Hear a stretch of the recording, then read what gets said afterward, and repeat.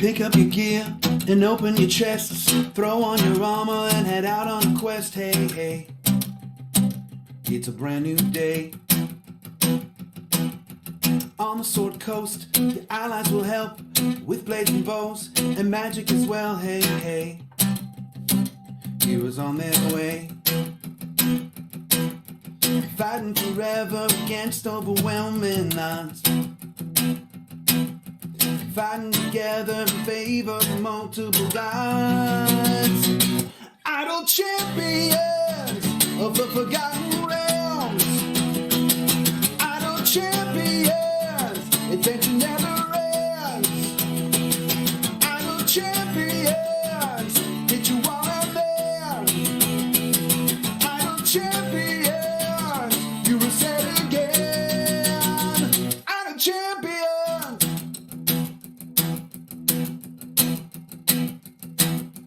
From Waterdeep to Icewind, head out to Chull or Shadowfell, hey, hey. Together we stay. Walk to the monsters, walk to the boss, walk to the right, it's never a loss, hey, hey. Bad guys to slay. Fighting forever against overwhelming odds. Fighting together in favor of multiple gods. Idle champions of the forgotten realms.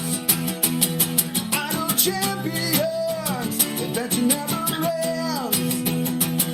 Idle champions, get you all out there.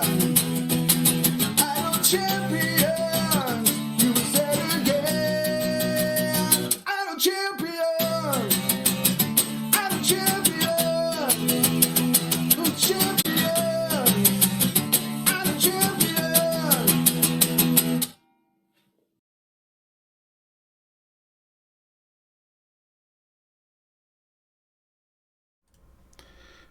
Hello everyone, welcome back to another edition of Gaarawarr's Guide, the tutorial show.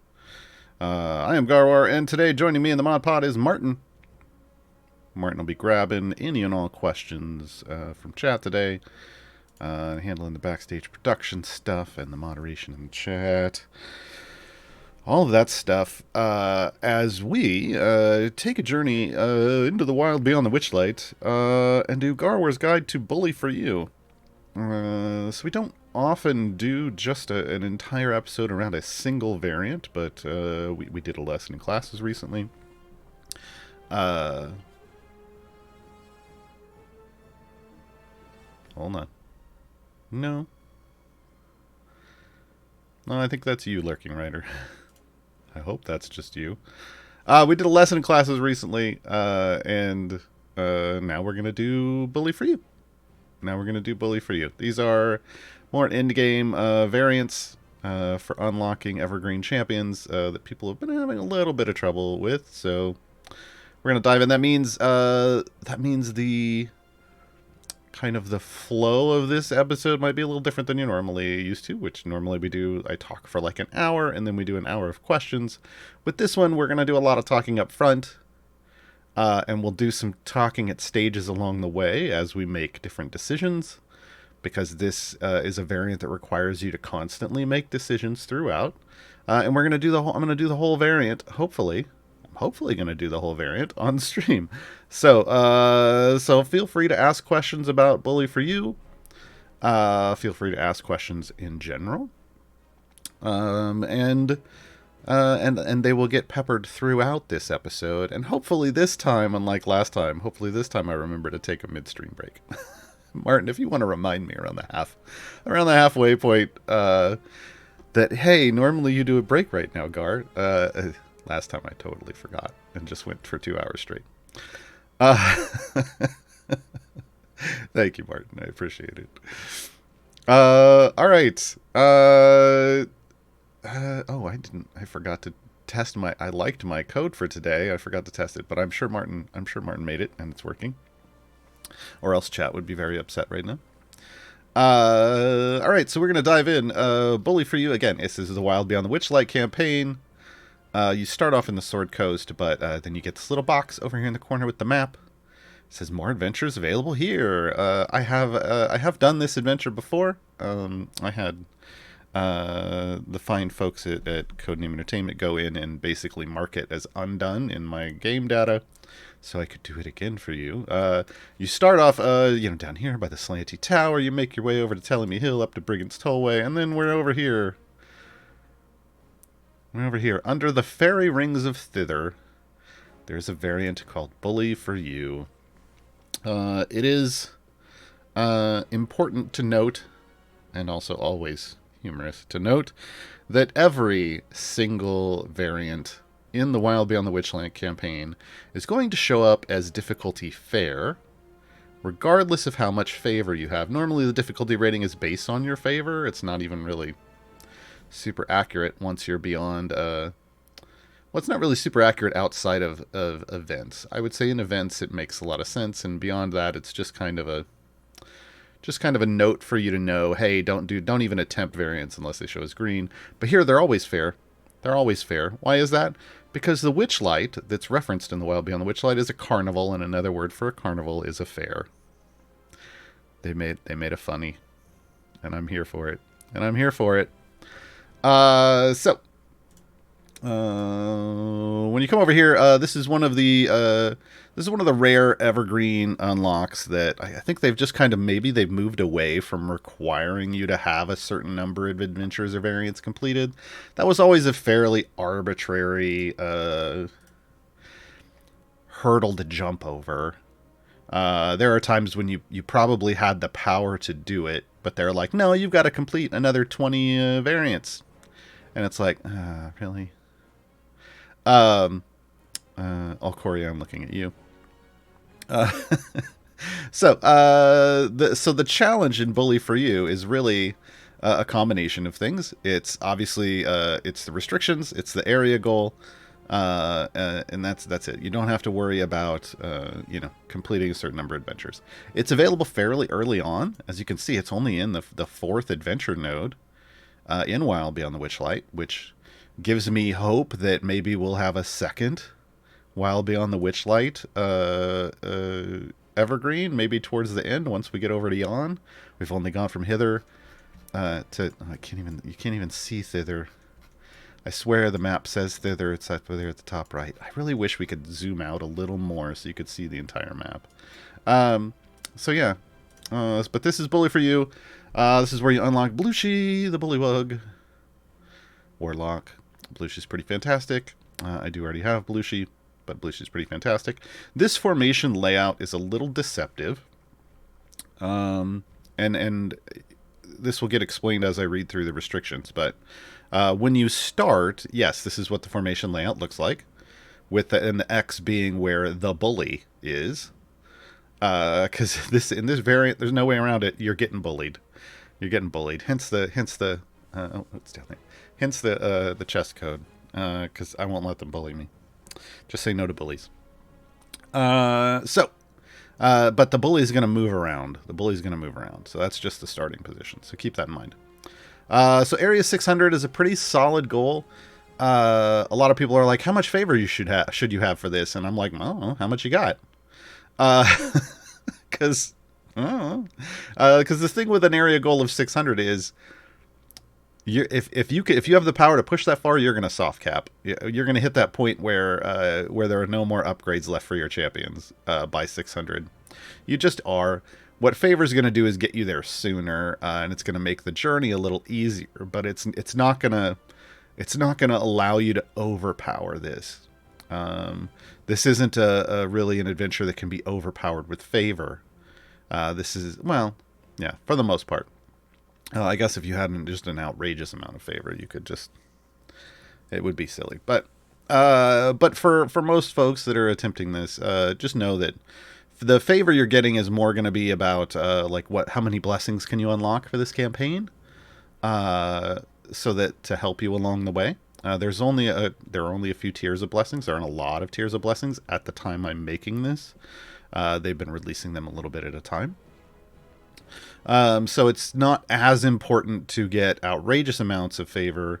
It's more important just to get enough. and that could be anywhere from E20 on up. Again, the more you have above that, just the quicker you're going to get your characters to soft cap. It's not going to change. It could make things a little easier as you burn through champions, which is something I'm going to describe here. But you can do this even if you're just like in the E20 to E25 range. You don't need like E40 like I have. All right, so let's dive into the restrictions. A Bullywug joins the formation. That's the red X, and that's the bully. Every 25 areas, the Bullywug leaps to a new formation slot of the champion from the bench seat with the most available champions. This is the confusing part for some people. So let's break this down into sections. So what we need to know is every 25 areas, the Bullywug's going to move. He's going to move. Where's he going to move? He's going to hop to a place where you have a champion placed in your formation. So he's going to jump onto one of the champions in your formation. We have ways to control that. We'll talk about this. Which champions are you going to jump on? Some people think, oh, it's just going to be random, right? No. Some people treat it as if it's random. Some people add randomness when there doesn't need to be randomness. The strategy I'm going to explain to you today is a way to remove that randomness, to hopefully make things a little easier for you. It's going to jump to the champion from the bench seat. That's the bottom lists with the most available champions. What does that mean? That means if you click on those little swappy buttons at the bottom on the bench slot, at the top right of the character portrait, and it opens up, and then there's all those champions in there. Count them up. All of the available champions. Anything that isn't marked out for some reason. This adventure doesn't have any restrictions. The base adventure doesn't have any restrictions. So every champion you have there is going to count. So if you have 7 champions in one slot, in one bench slot, and 3 in another, and you have a champion from both of those bench slots in the formation, it's going to jump onto the one that has 7. That has 7 still available. That's how this works. Okay. So just know that you absolutely 100% can know, if you do this right, and we're going to talk about that, can know where the bully's going to jump, and can even place that champion that it's going to jump on in a spot on the formation that you want the bully to go to. So you can not only can you know who it's going to jump on, you can tell it where to go. This is why I say I won't get bullied. I'm going to bully you instead. Okay. So the next line: any champion the Bullywug leaps on is knocked out for the rest of the adventure. Okay, so this means every 25 areas you're losing a champion. There's no way around this. Every 25 areas you're losing a champion.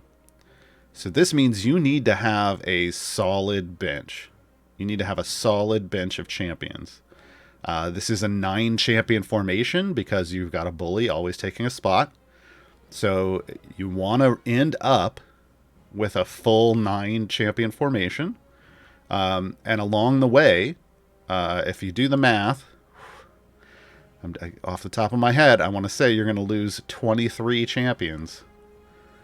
So that means you need a minimum to do this with a full formation at the end. So for the last 25 levels, you need a minimum of 32 champions across all of your bench slots. Okay. You are. I see some questions in chat. I will get to this. The answer is no, but I will read them off. I will read them out loud in a moment. I want to get through the restrictions first.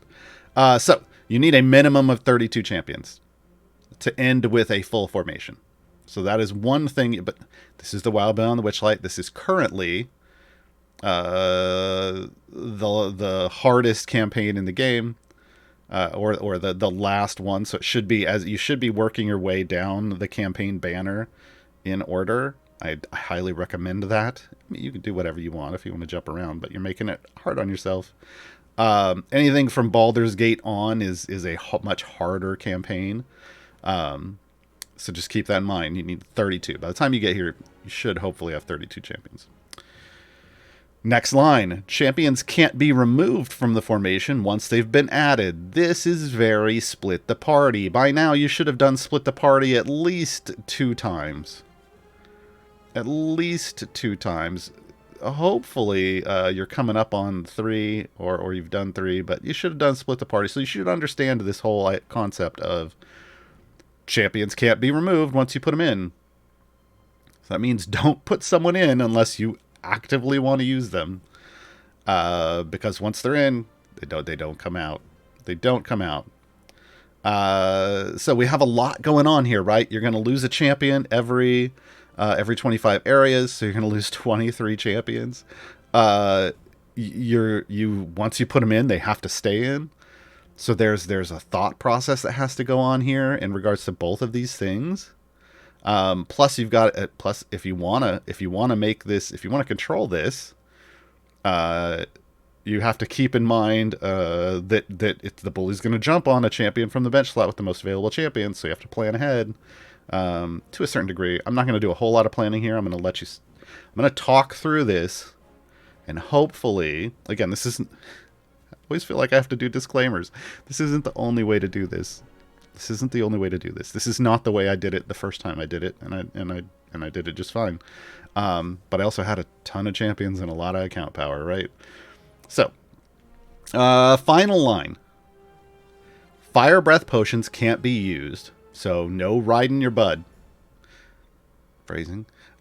You can't just click through this with bud with a somewhat decent formation. And click damage has no effect after area 100. So once again, favor, having outrageous amounts of favor, doesn't mean anything because you can't click through it. Okay? I'm gonna answer a question that was relevant to this. Can't you just skip the first 100 areas by leveling click damage with familiars? No, you cannot. Just because you can lose click damage, you can use it, doesn't mean you can just go without any champions. And the reason for that is there are hit-based and or armored bosses in this adventure. And both of those negate click damage. That doesn't mean click damage doesn't work against them. It just means click damage only works once every 5 to 6 seconds against a segmented health enemy. That means, and segmented health enemies usually have 50 segments, which means it's going to take 3 minutes to click through that, and they can walk from the right side of the screen to the left side of the screen faster than that. Right, which means they'll just walk right on through and you'll fail that level. So you always have to have a champion out on the field. Now it does mean, this is one of our strategies in the beginning, you can just have one champion out. And we're going to do that. Yeah. So yeah, you can't just ride click damage early on. You have to have a champion in at all times. At all times. Okay? All right. So that was that. Let me see. Do we have anything? Oh yeah. Again, no restrictions, no hoops to jump through in terms of the number of quest variants that you have to do to get here. Yeah. All right. So we're gonna hop in. I'm gonna immediately turn off. Oh, I should show you one more tip. One more hot tip, folks. Boom. I'm gonna hop into the Hither of the Veilweld. It is very important to note. If you'll note, I started with Deacon. Right? You can choose, and it is important to know this both for Bully, for you, and for Split the Parties. You can determine who your starting character is. Okay. So it is important, especially in this one, where you might want to be. You can determine who from bench one. Oh gosh, I've got to go fix this. Yeah, we'll just pull them over as we need. You can determine who your starting character from bench one is going to be, because it's always going to be whoever you ended your previous run in. Whoever you ended your previous run in. I'm seeing somebody says you start with no champion on the field. Okay, well, I'm going to give you this tip anyway, because it's not how I remember it. But again, I haven't done this since it came out. So I am going to make this super easy on myself, and I'm going to put nerds in first. And I do that just by ending my run with nerds in.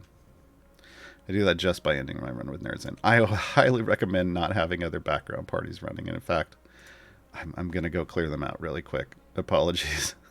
Hey, folks, we're doing this live. Time to take a drink. While Gaarawarr completes this fun function in the background. So just know that when you're... keep that tip in mind. Apparently it doesn't apply to this one. But if there are times when you may want to start where stuff like this happens. You may want to start without a specific... or start with a specific slot 1 champion. Just know that this is how you do it. You end your adventure with whoever you want to start the next one with. I've seen that question come up, like, why does it always start with Brunor? Can I start with somebody else? Yes. Yes, you can. You just have to make sure you're ending with somebody else. All right. We are done. I like to clear... Now, you don't have to do it this way. I like to clear my background parties out before doing any variants. It's a holdover from back in the day when it was incredibly difficult to pull over champions. It's very easy now. But forgive my old ways. Forgive my old ingrained habits. All right. Without further ado, bully for you. All right, I'm going to turn off the progress here. Yay! Okay. Now we do have... that's like the perfect familiar to come out. Hey! All right. So, when we start, this is nice. When we start, it's just the bully. And we are going to do some math. I know people are like, I was not informed there was going to be math. It's not super difficult math. It's some pretty basic math. This is the standard adventure. So there are no restrictions. So everyone is available.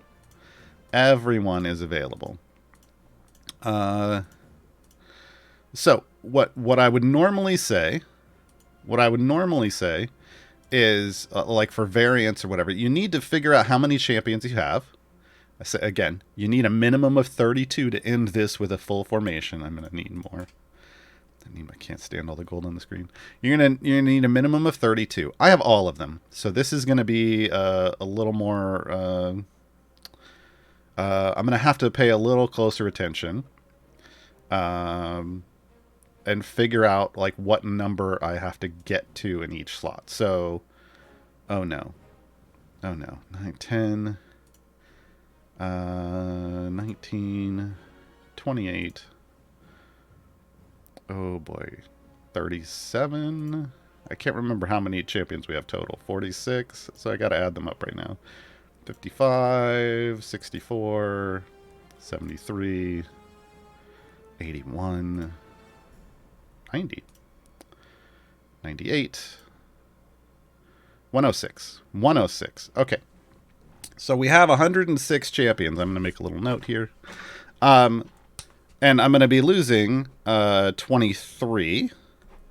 So that means I am going to have 83 champions left over. This is kind of the math that you want to do at the beginning. You need to figure out how many do you have total.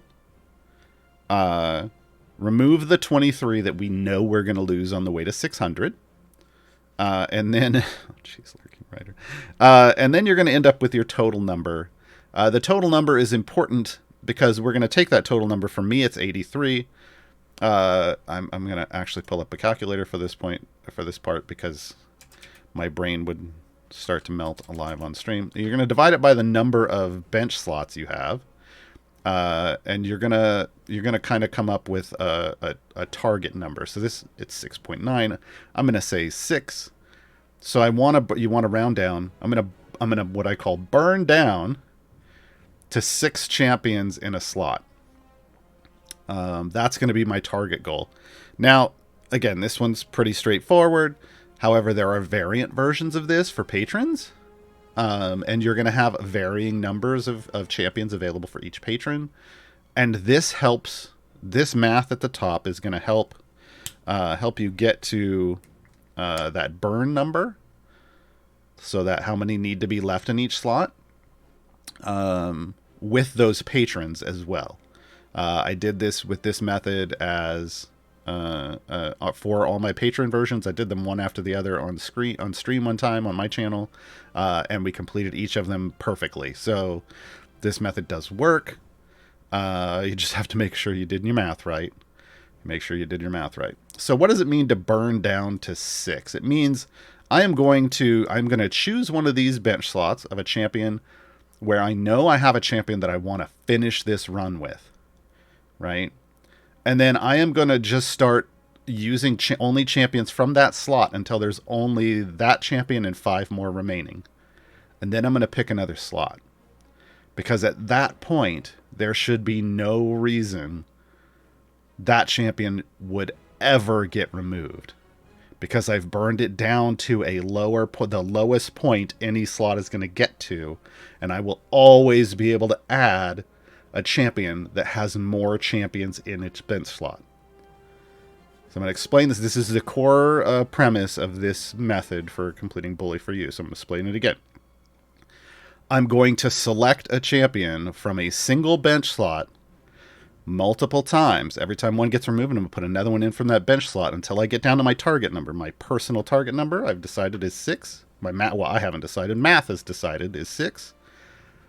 Once I get only 6 in that slot, I will move to a new slot because every other slot is now higher than 6. Okay. Now, for some of you, you may have outrageously imbalanced slots. Say one slot maybe has only 3 in it and another has 5. Well, that probably means your overall burn total is going to be lower. It could be 4, though. And if it's 4, that means you can put that one that has 3 in it in from the beginning and leave it in the whole time, because you should always have somebody else in that's getting bullied out.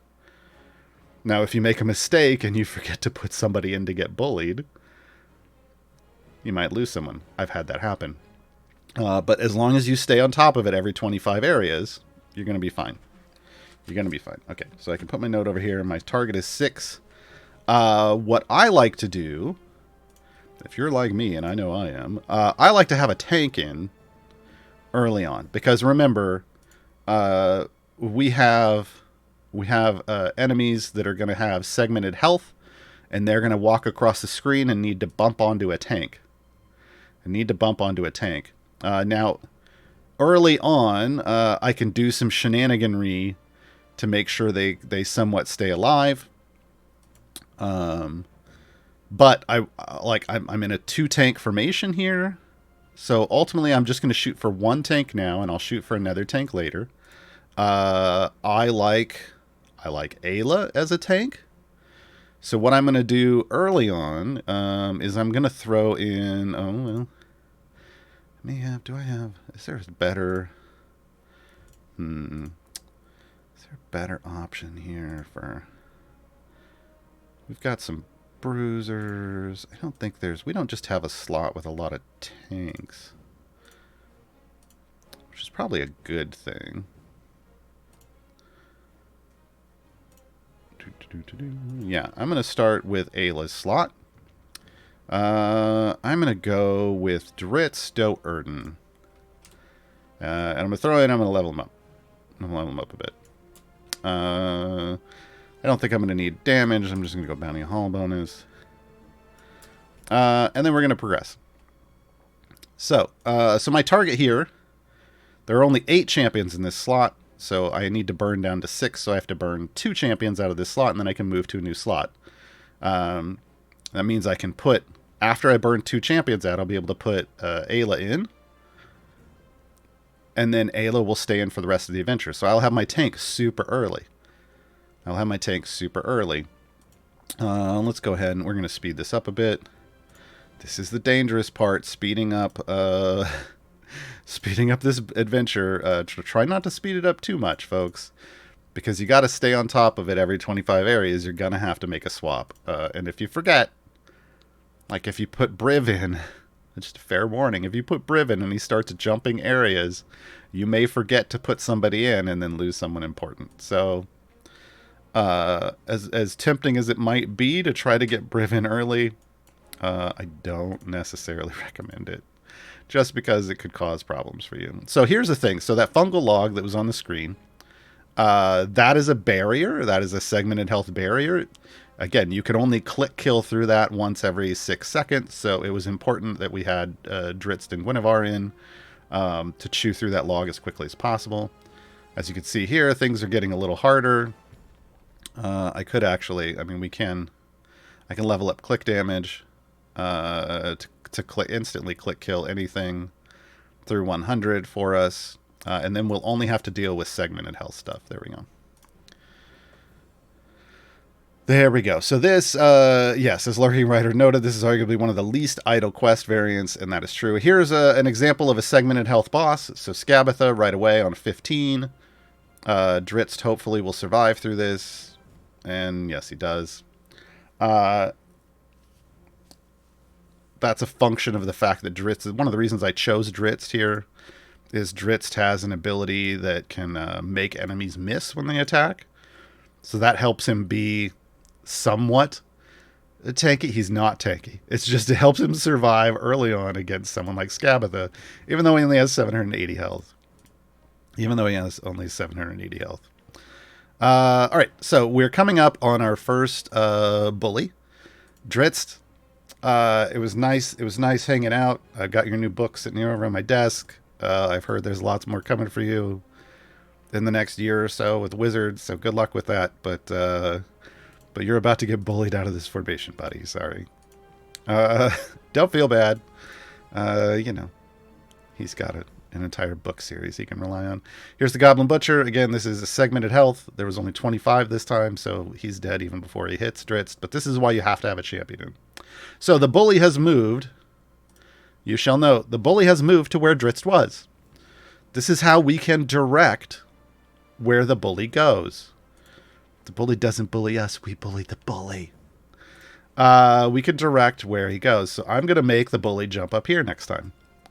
We're going to use Lizaps. Lizaps is our fun little artificer tank.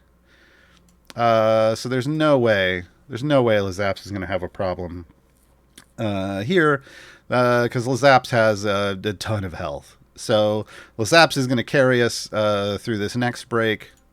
We're riding click damage again for everything except the bosses, and the bosses are segmented health. So you just have to have a minimum of 1 damage to take that off. So everybody can take health off a segmented boss. Everyone except the bully, who does nothing except stand there with a spear. So we're going to burn through the next. Now remember, after this, I've got 1 marked out, so I don't count that. I have 1, 2, 3, 4, 5, 6, 7 champions in this slot. Once Lizaps is bullied out, I can go ahead. 6 is my target number here for this base adventure, because math told me so. I can go ahead and put Ayla in after this. I will put Ayla in the front, and I will add a second champion. The second champion is the one that's going to get bullied going forward. So it's always the newest champion you add. So from level area 51 on, I'm going to have 2 champions in my formation. From area 75 on, I'll have 3. And I'm going to start adding champions through this entire thing. And I will end up with a somewhat meta formation by the end. I haven't fully decided what that formation is going to look like, but you probably should before you start. I can wing it a bit. I have an idea. I have an idea of who I want to end up with, and I'm hoping that it works. I'm hoping that it works. It should. It should. Yeah. Here we go. We're gonna. Oh, this is an actual. So this boss at 50 is an actual health-based boss. That's important to know. So you actually have to do some damage. But Lazap's tanked up, went into shield form. Now I'm going to turn auto progress off. Again, because now the bully, you'll note, went to where Lazap's was. That's exactly what we want. I now have Ayla. And I'm going to get Ayla up to her spec choice. And I'm going to throw a familiar down here so that they're always leveled up. I'm going to move Ayla up here.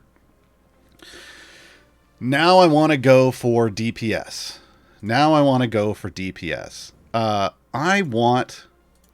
We're in the Wild Beyond the Witchlight. I want to end up with Yorvin as my DPS. I just want to. You might want to end up with someone a little more meta. It's totally cool. I know that I have enough power to make Yorvin my DPS for this. If you want to end up with Zorbu, you just figure out who you want in Zorbu's party, and you can get there. So you'd start burning in slot 12.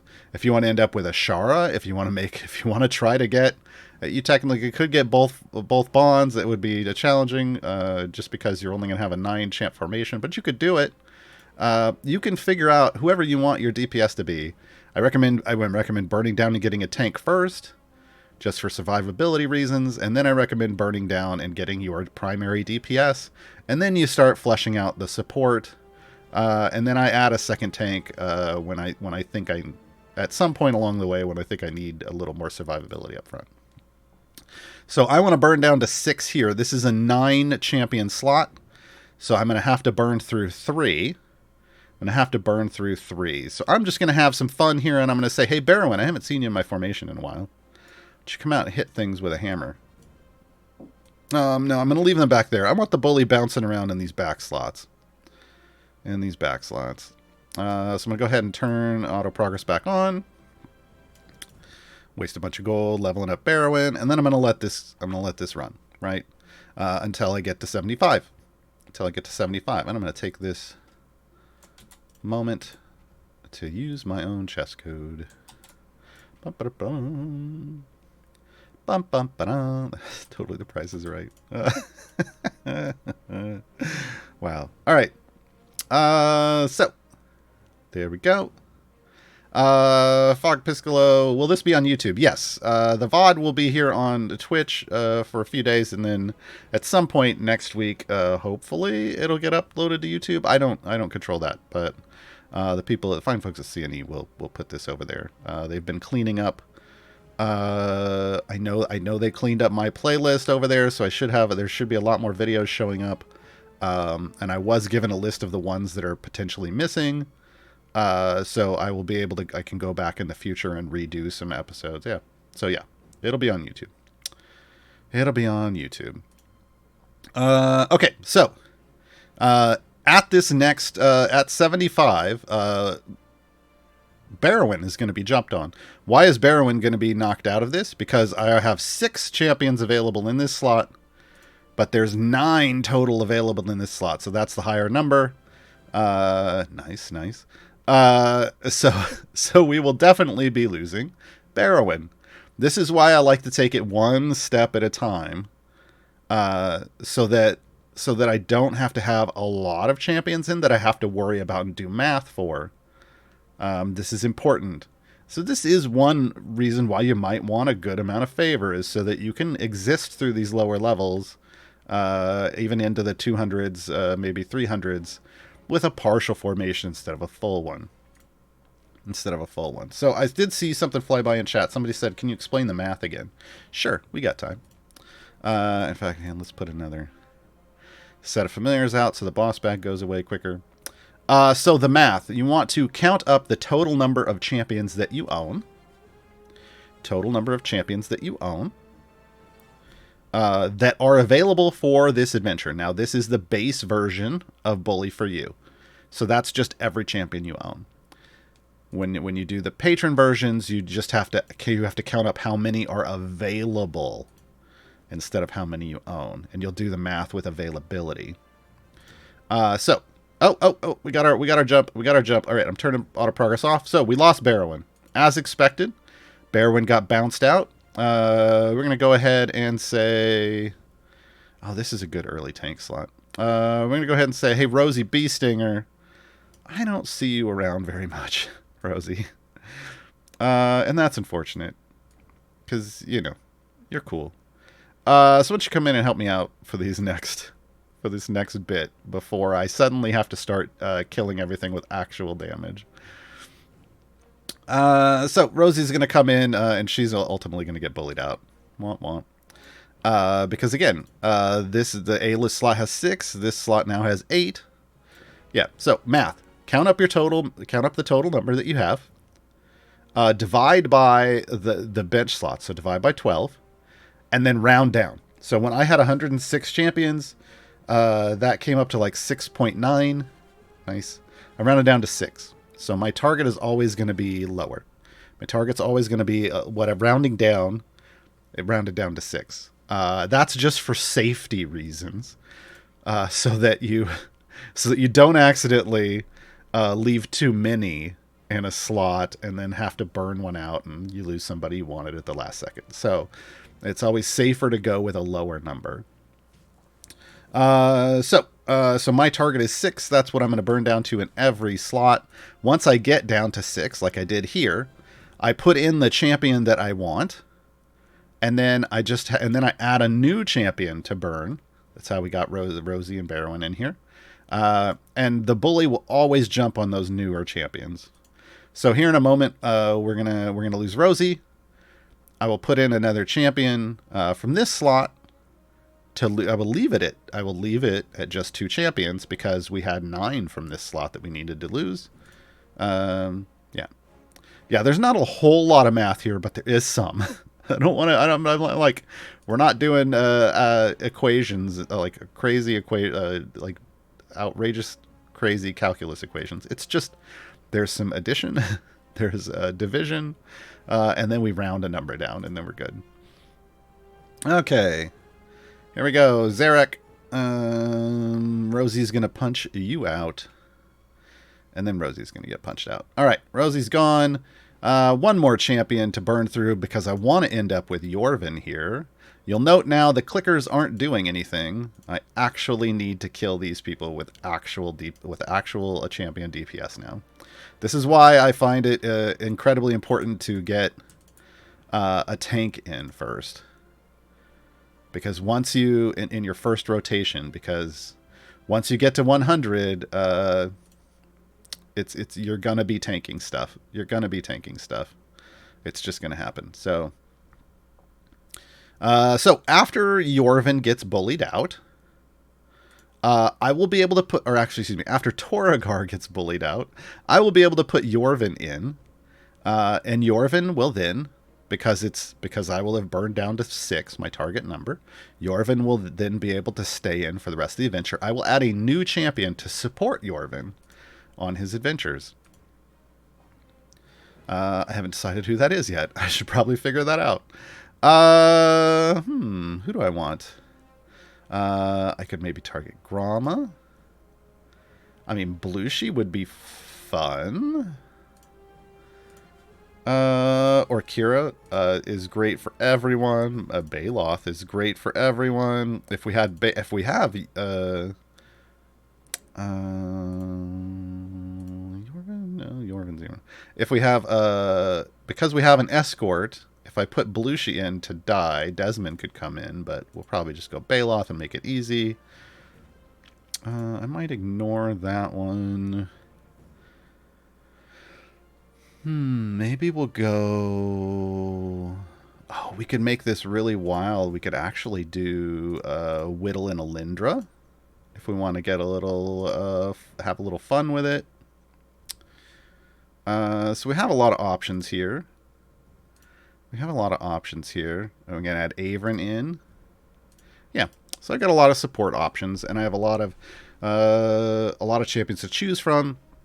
as we get further on, one thing that's going to be important to remember is that you have 3 entire bench slots that you can use as fodder, like kindling later on, as they call it, burning them out.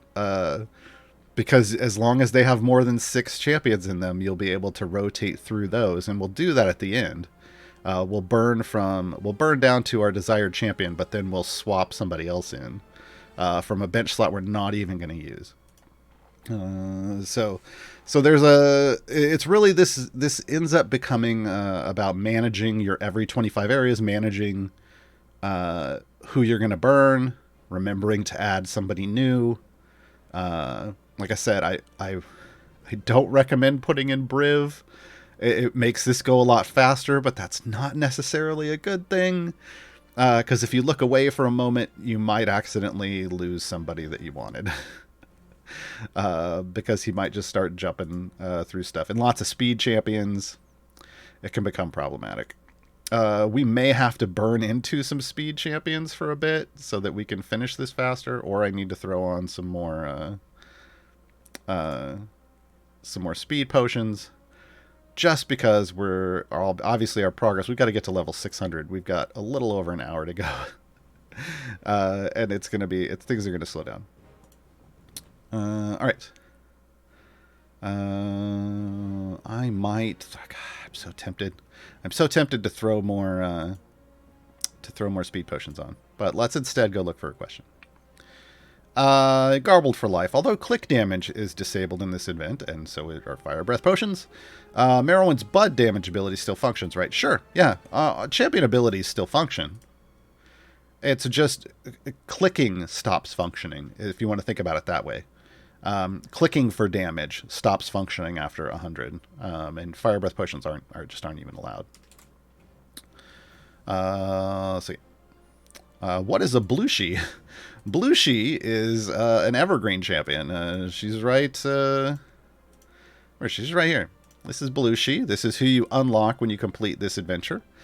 She's a Bullywug warlock, tanking support. She has an interesting feature where she dies and becomes a spirit, and that actually is when she becomes a tank. She is tanky as a spirit, not as a living Bullywug. So when she's in her living Bullywug form, she's more of a support. Once she dies, she becomes a tank. Yeah, she's pretty cool. She's a ramping champion, so you want her in as early as possible. And she'll do a lot of work for you. She will do a lot of work for you. I actually have a hard time killing her off sometimes. Which is problematic when you want her tanking buffs. Yeah, so I kind of saw that, Martin. I will add that. Make sure, if you have questions that are for me and not just generally for the chat, try to put question in front of them like it says down below on the screen. That way it's easier for Martin to know that, hey, this question is for Gar and not just for generic people in the stream. Because otherwise, you know, the priority is to grab stuff that has the question in front of it, like it just said in chat. For me, while anybody can answer anything that doesn't have question in it. All right, Goblin Butcher going down, 25. Take that and that, yeah. All right, so we're gonna have 6 after this. I will switch to Yorvin. I'm gonna turn auto progress off once we finish here. Boom, the bully jumped over. Yorvin's Spring Paw, our murder bunny. The bunny beast is coming in. He's getting a familiar. He's going to go up here for now. That's probably not where he'll... Oh, of course he's going to bug out on his animation because that always happens. Now I need to add somebody else. Somebody else. Who do I want to get to first?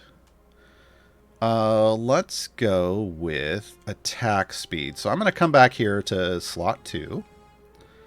Come back here to slot 2. I have 9 champions, so I need to burn through 3 to get down to 6. Let's go ahead and choose... Well, you know what? Let's throw Belushi in just so everybody can see Belushi. And we'll run with Belushi. I do need to move Belushi up. And then I don't need to move Belushi up technically, but she doesn't actually act for whatever reason. She doesn't actually activate her Soul Gatherer feature if she's in the back column, which annoys me. But anyway, all right. So we're gonna run the next 25 levels with Belushi, and then the Bullywug is gonna jump on Belushi. I got to remember to move her back. Well, I don't have to. I can have him jump for there. That's fine.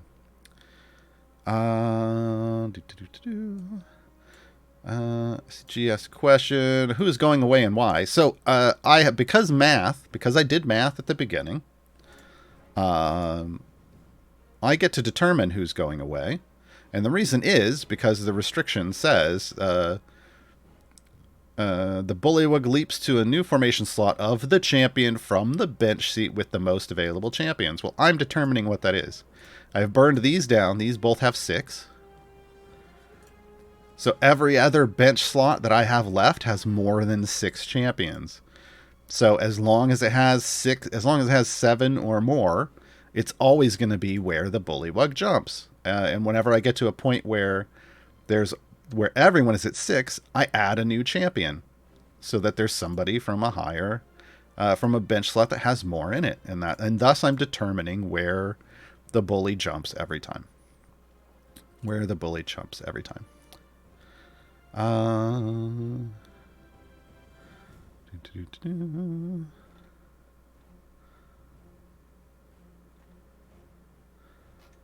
Make sure we're not missing any questions.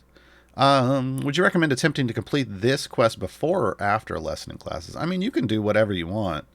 I did a lesson in classes before this, because it comes before, again, because the campaigns get released in order, I'm constantly doing them in order. I mean, I know if you start out as a new player, you can kind of jump to wherever you want, but I did all the campaigns in order, and the way you pick up champions and increase your power along the way, and the way campaigns get harder as you go, it just seems to make sense to do them that way. But once you're done with Baldur's Gate, if you wanted to come here first, you could. Again, I think the thing is you need at least 32 champions to do this base version of the variant, and you're going to need over E20 favor, I would say. I throw out E20 as a number because E20 should will allow you to soft cap in the 400s ish in terms of area goals, and you're going all the way to 600 here. The more you have, the sooner you're going to soft cap, which just makes it go a little faster for you. But you're going to get to soft cap one way or the other. So soft cap being that point where there's no upgrades left for a champion. Okay, so we're about to lose our Bullywug friend. I'm just going to move her into the back so that the Bullywug will jump and knock her out. Because Gar said knock you out. All right. Hey, let's throw Merowyn in. Why not? And we'll do Stink Like Skunk for the 2.5 seconds of Bud. And Merowyn's just going to be back there like a cat. Because of course. So we'll move them up here. So we can have a little cat with our party. But this is still the target. This is still the bully's target. Because I now have 8 in this slot, right? Same thing. Yeah, Jester, that was where I was going with that. So the next person I'll probably put in is I don't know. I want to end up with Whittle, so I'll probably throw in, I don't know, Korth, because I don't use Korth a lot lately. So it'll be fun to have Korth in my party again. And we're just going to keep doing this method of adding people, hanging out with them for 25 areas, and then saying goodbye. Canellin is Dungeon Master still messing with Bully for you? I know it's been a problem for a while. I don't know. Here's the thing. Dungeon Master is an interesting champion in the sense that they can help bring in champions that wouldn't normally be available to you, to an adventurer. But in things like in adventures like this one, where you can permanently get somebody removed, I don't find that the Dungeon Master adds anything to this. So I would never put Dungeon Master in. Like to this or split the party, I would see no reason to use Dungeon Master for these, personally. So I don't know if there's a bug, because I just never would have tried that.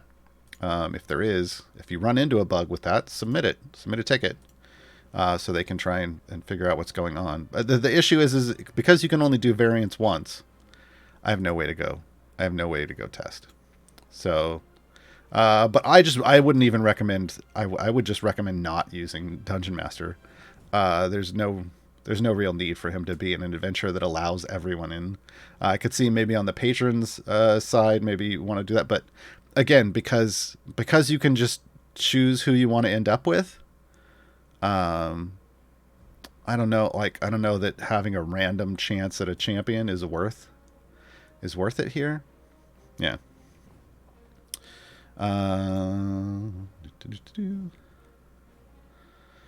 Claire Ness, does the party swap bug that always clears my field work for this to reset all my champions? I don't look. I am not. I'm not a part of the support team for Idle Champions. I don't know what bugs exist for everyone in this game. I have never run into some of the issues that you may have run into. So I don't know. When I do guides like this, I try to explain the designed functionality. If there's a bug, that's kind of outside of the scope of the guide. Other than that, I might mention, hey, there's a bug, don't do this, because it'll screw something up. But if I haven't run into it, I can't tell you about it. So we are talking about how to do Bully for you with its design intention. It is not. Again, I don't think it's a very difficult variant once you understand this kind of methodology of just doing the math, and choosing exactly who you want to end up with. I think it's very straightforward at that point. So I don't know that you need to use any kind of bugs or shenaniganry to get through this. Honda Hero, how to get 4 adventuring parties on the screen? I only get 3, and I have a right arrow to show my 4th. Oh, I think I have the UI scaled down, maybe. Yeah. Oh no, I do have it 100%. I don't know. Then it's just a forced 6x9 with a 1600 by 900. I don't know. Yeah, so it's probably a resolution issue. All right, I'm going to move Merylwyn back here because she's about to get bullied out of this party. She's about to get bullied out of this party. All right. Pausing for a moment. So now I have 1, 2, 3, 4, 5, 6, 7. I need to burn one more out. Oh, yeah, we were going to go Korth. We can turn this back on. Korth can go in the back. Korth's going to go in rapid training mode.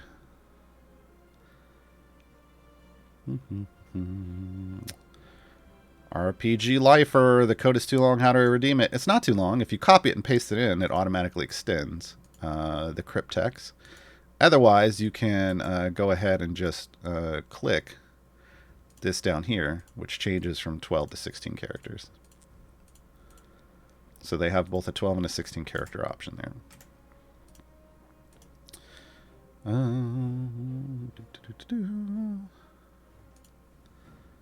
All right. Yep, we're coming up on break time, so we're going to pause here in a moment. Questions about Bully for you? Ask Gar. Great. So we will let people come in and ask some questions, and then we'll take a short musical interlude for me to drink some more stuff and rest my voice. You old dice goblin. How do you tell how many characters you have per slot? As a console player, I can only see I have more than 3 in every slot. I do not know how the console interface works, but I would assume you would just have to open it up and cycle through it. Again, this is something you would do on level 1 and check, and you might, like, I have a little scratch pad I can make notes on, and then just note how many you have so you know how many you'd have to lose from each slot. So it might take a little more prep in a console UI situation. I mean, that is the difference between the console and the original UI is you just have everything just pop up like this in the original. But I would say you'd probably just have to cycle through and count bench by bench. Like I just went through and counted. At the beginning, it was a little quicker for me, but yeah, so a little more prep up front, but you should end up with the same result. Just, you know, maybe number the bench slots and then put how many you have in each bench slot. When you figure out your total, then you know how many you would have to lose from each one as you go along. So a little more prep, a little more busy work, just tracking some stuff, but it should still function. And last question before we take a short break. And listen to the Jorvin's song, Bunny Beast. It's almost like I set this up. Craster Image, when you spend favor trying to level up a legendary item, does the loss of favor affect the favor you are building in the current run you are in? Yes. Absolutely. If your favor goes down in a run, you're losing less gold. This is yesterday. I did this yesterday on stream. I pushed real super far with a Grama formation up above 1100. And then a Penelope formation. It was Penelope that took me the furthest. Penelope DPS. And then I had gained, because when I hovered over this, it said I had a 2,000% increase in favor. So that meant when I was completing my run, and I was done with the run, I knew that I was done. That was as far as I was going to push. I knew completing it, I'd end up with more than I started with. So then I burned down favor, and I leveled up a bunch of legendaries, and I burned myself all the way down to E36 favor. But then when I completed, and I got all my legendaries leveled up, but then I completed the round and I was back up to E52. All right, so yes, you absolutely do that. It's just what you want to do is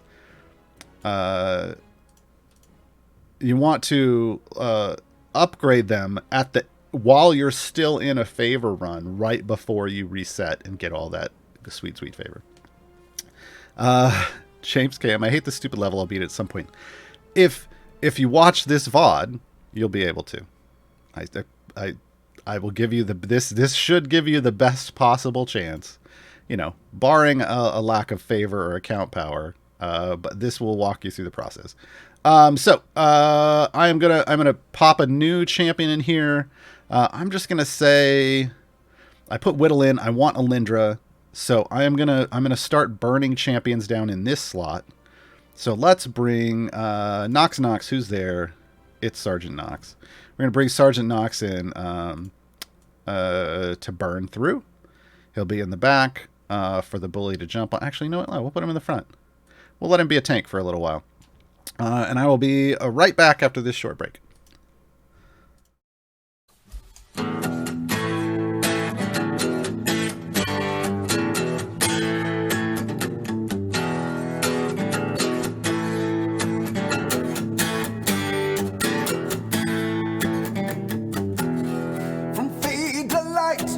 Shadow fell, dropped by hags into my personal hell. There's chaos inside, I will never quell. This rage will never dispel. Took the shadows inside me and I made them my strength. Learned to live like a beast to survive. To get back to my home, I would go any length. In the darkness, I learned to thrive. Scratch and claw my way back to the light. Gonna make those hags wish they were dead tonight. I am a burning beast, primal rage unleashed. My vengeance is coming for you. I am a burning beast, you've become my beast, and there's nothing that you can do. No.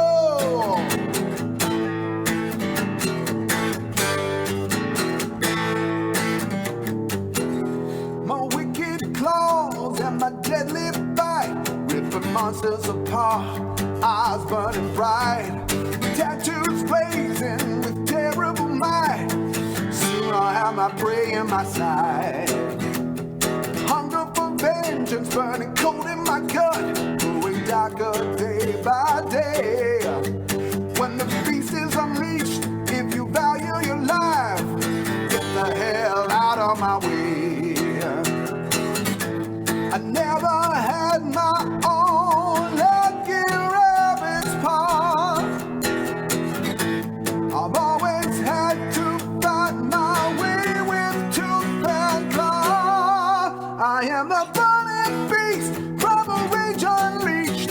My vengeance is coming for you. I am the burning beast. You become my feast, and there's nothing that you can do. Guitar solo over the riff.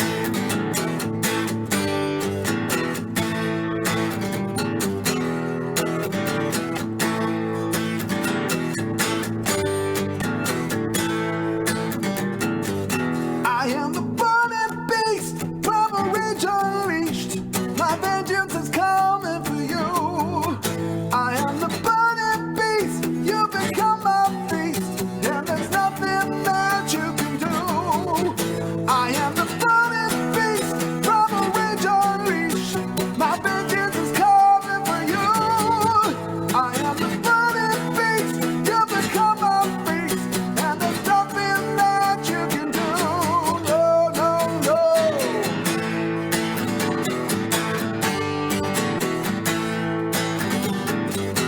Burning beast.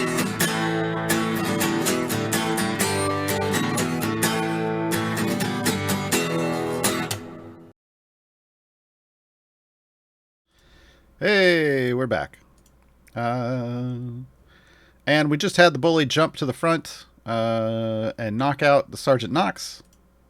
Sergeant Knox got knocked out. All right, so I'm going to throw in some Evelyn. We're going to continue. Because again, I'm burning down slot 6 to try to get to... My goal, personally, is Alindra. You can choose whoever you want. I want to get to Alindra, but I need Alindra to be one of 6 champions left in this slot. And right now, there's more than 6. There's 8. Yeah. So I've moved my formation around a little bit. I'm trying to figure out exactly how I want it to end up. I think I'm going to want Avern in here, right in the middle. I'm going to want Alindra over here. Alindra and Whittle will trigger some Yorvin, machine gun Yorvin. Which works for which will help us with the hit-based things here, and we should have more than enough damage for the armored one. So we just should remove chunks very quickly, hopefully. Yeah. That's my hope. I may have to. I have noted the time. I may have to add more speed potions because we got to get to 600, folks. So. Oof. This can be real fast. I'm going to have to be on the ball with hitting that auto progress button to not accidentally go an extra 25 levels and lose somebody that I wanted to keep. So just know that going fast in this can be... it can make it... It's obviously can make it go by quicker, but it could also be detrimental to your attempts. All right. I paused there. I need somebody else. You know what? Let's say Shandy. I would love to keep Shandy in the whole time for Dash, but I want Alindra.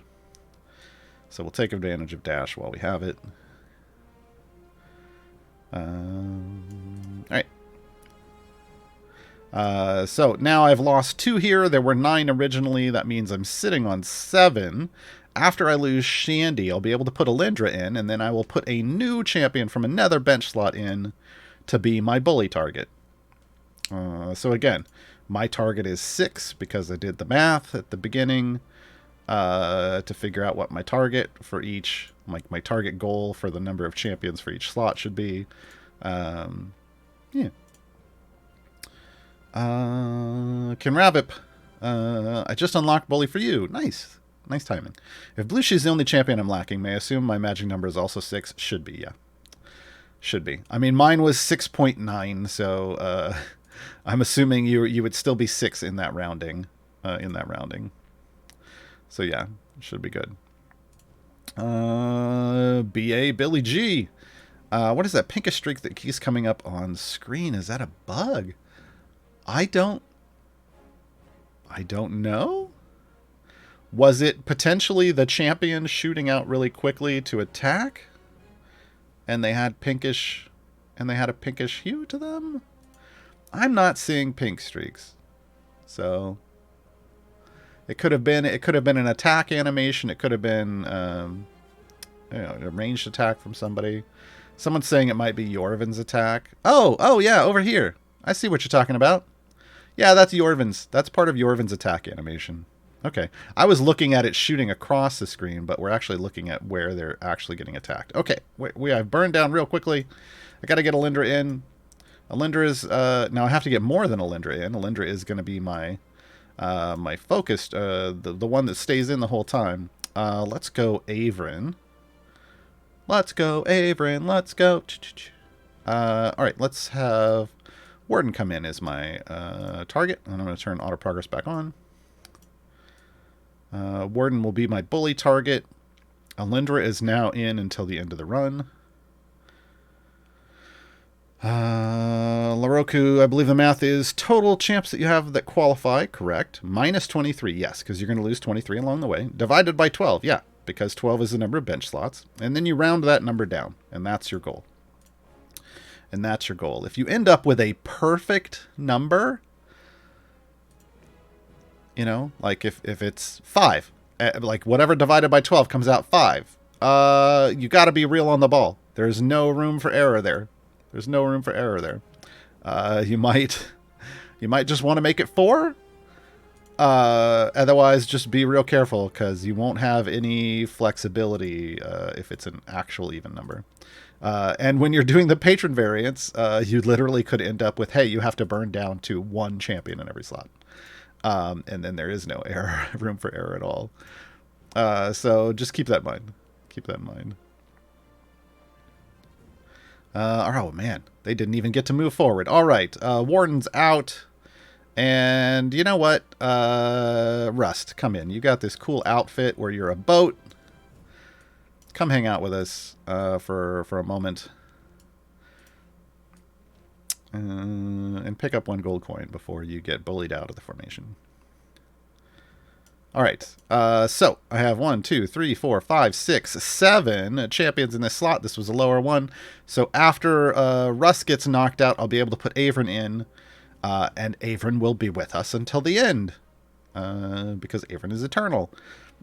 That's not why, but that's where we're going. That's where we're going with this. All right, let's see. If you have any questions, throw them in, because I am out of questions in my question document. And there's nothing else to explain at this point. We're literally just burning through this as best as possible. As best as possible. Gingerly brings up a point. In patron variants, you can cheese it with turning on feats that qualify champions at the last minute. Absolutely. Absolutely. You can leave the feats unslotted so that you can burn down to that, and then you can always add them in. Or you could add them in so you have more to burn through if you need some extra champions. Because maybe the amount of available ones you have doesn't leave you with 9. That's something to keep in mind. That's something to keep in mind. All right, we lost our champion. I'm going to pause it because I need to add Averin. But I also need to add the next champion to get bullied. I think we want to speed this up a bit, and I think we want to go with maybe Human. Do I? Yeah, sure. We're gonna go with Human. So let's bring Corazon in. Corazon's friend Dob is coming to the game on Wednesday, if you did not know. We are having back-to-back events. The current event, a Garen's Day, ends on Monday at noon, Pacifically. And then Wednesday, the next event starts. I want to say Bright Swords? Why can I never remember? Yes, Bright Swords. The final event in this event year. Chaotic Neutral, okay. Neutral for Averin.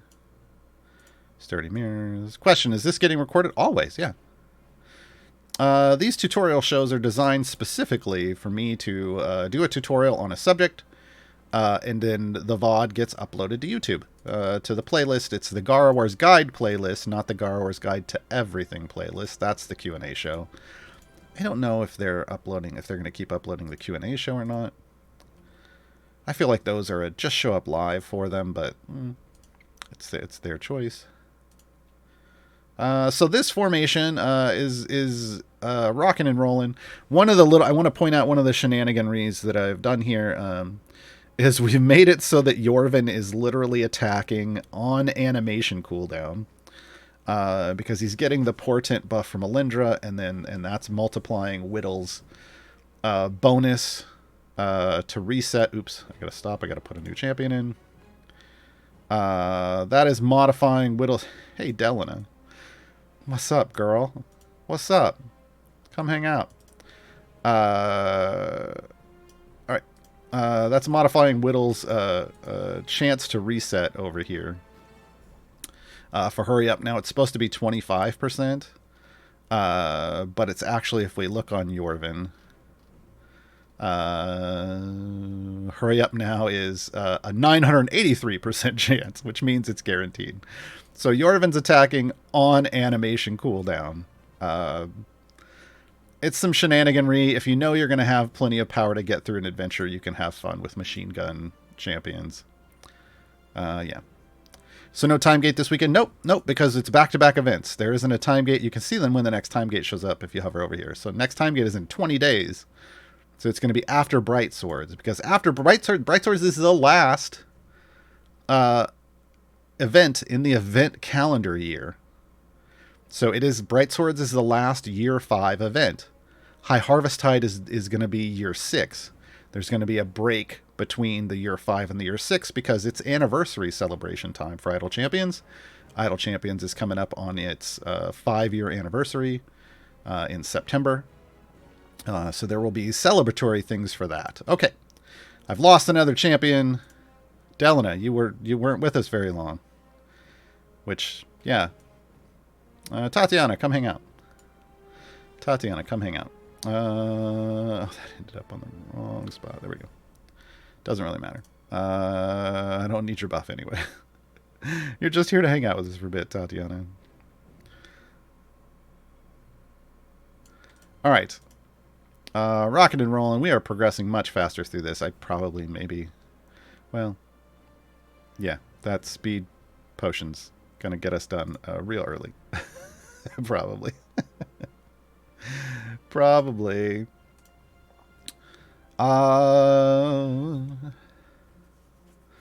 Let me in, please. It's me. I'm slowly getting all the champions, but I'm a bit confused on the synergies. Is there a guide only for DPS synergies? No. To know what DPS and support's coupling together? No. Because there's too many. There's 106 champions currently in the game. On Wednesday there will be 107. Something like that would be... Whew. I write a lot of guides, and let me tell you, some guides I ignore and avoid specifically because I know the amount of work that would be required. Not only to make them in the first place isn't the problem. To keep them updated constantly is the problem. Because I like to keep my stuff updated, and people like that too. I can switch to Human now, because we now only have 6 there. So yeah, I don't think there's anything about that. Mainly, it's about learning just the champions themselves, and then figuring out who they work with. There's synergies between Alindra and Whittle because they're both members of Heroes of the Plains. So a lot of times, if there's an affiliation tag here, there might be synergistic effects with that, and then they can apply to just about anyone. Oh, I need to put in somebody that's going to get bullied out. I almost did a bad, folks. I almost did a bad. All right, where are we going next? I mean, we have a lot of Heroes in the Plains in here. But I feel like I want some Baloth. Mr. Baloth! Mr. Baloth! Let's put in Sentry to get bullied. Let's put in Sentry to get bullied out. Also to act as a bit of a speed champion.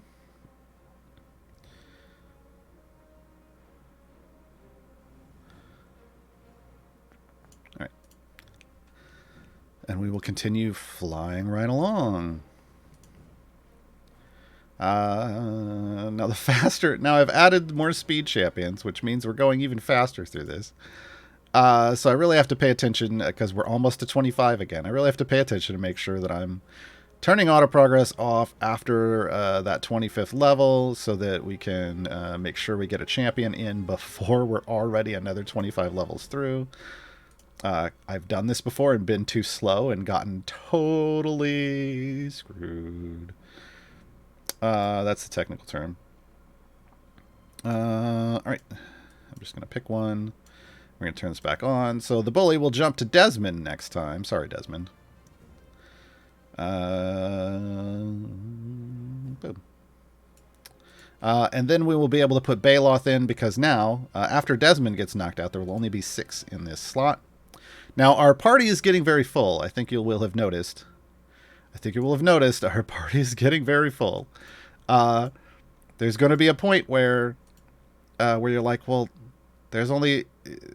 who am I supposed to put in? I can't end up with my final champion, because it'll just start bouncing around randomly. And this is where we start controlling the bully with what I'm just going to call junk champions. They're not junk. They're nice champions. We like them, but well, yeah, most of them. But the point of me putting them in the formation is going to be less about. I'm just going to use this because I don't think we're not going to be Jin stacking. Is less about using them for anything and more about just making them a target for the bully to jump on. I want a champion that's going to go right over here. I want to have the bully just jumping back and forth in the back. So I kind of want a champion that's going to be right over here on this side of the formation. And I think we'll just go full. Here's the plains. And I'm going to want to end up with... Oh, nope. Well, I will put Orkira now. Orkira's going to get jumped out. We will end up with... because we got hit-based, I'm going to end up with Esmeralda. As my hit-based burner. That's going to be right up here. And we will just destroy segmented health and armor. Hopefully. At some point, I may have to end up with an actual tank up here where Human is. We could always use Human for that segmented health destroyer, so maybe I'll change my mind. I don't know. We'll see.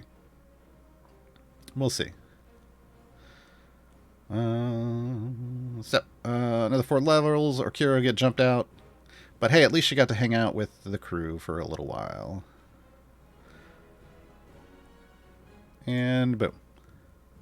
I think I want to end up with Esmeralda. We can actually burn a lot out of this situation. So let's bring Deacon in. Boss wants speed. Yes, I do.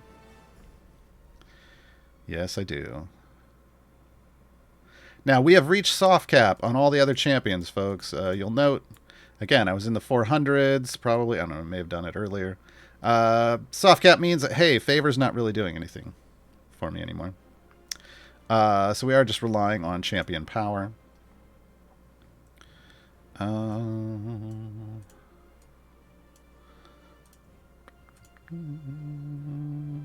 Digital Dave, why is it that you want the bully in the back? Just personal preference.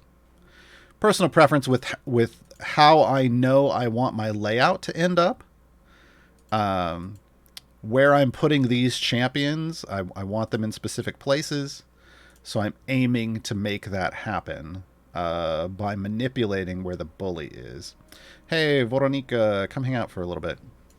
We don't care about this because I have none of these champions in. We won't be searching for your crown. Sorry, Veronica. Sorry, Veronica. You won't be in long enough to find your crown. So ultimately, it's about... ultimately, I'm putting the bully back there because I don't want him up here with the rest of this sectioning off of the formation. Boom. See, now those segmented health champions or bosses aren't even getting to our formation because we've got enough crowd control and enough damage and enough hit-based stuff going on, and we're attacking so fast that they're just getting destroyed at the right side of the screen. That's ideal. The only time we should be slowing down is super much is when we have an actual armored boss. So I think I need 2, 5, 7. Okay.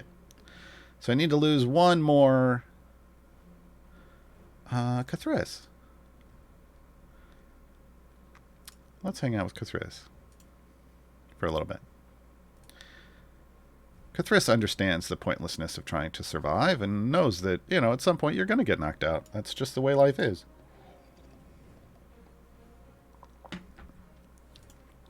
Invisible, not a question, but a reminder.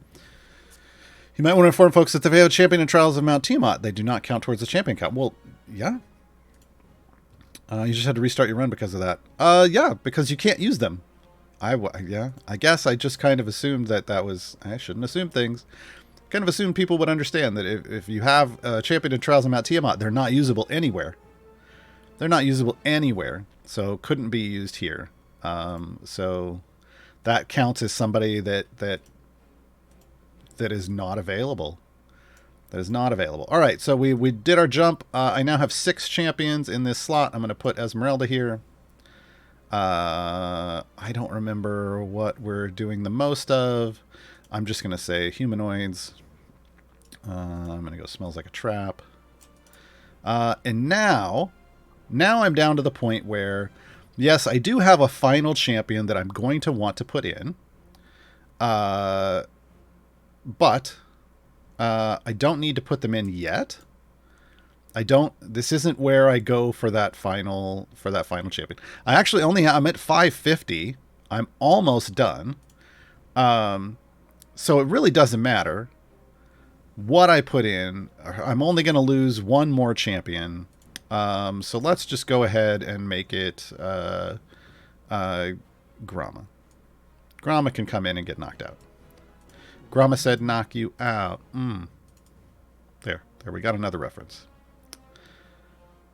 If you have the Quippers familiar, can I see it on the field? I don't have it. However, I mean, don't you see the animation in the packs? That's what it's going to look like.